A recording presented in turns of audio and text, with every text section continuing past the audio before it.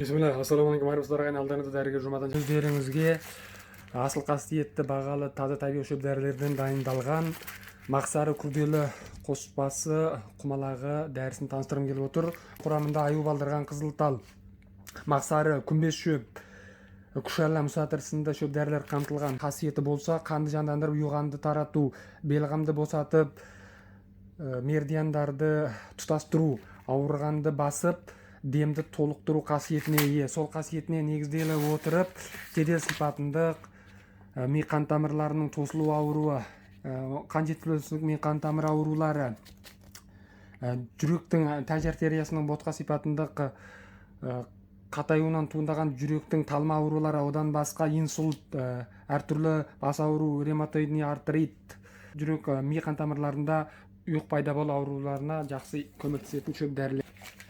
Ағайын, Алла ем қабылдаған ауруларымызға шипасын берсін. Ауырмаңыз.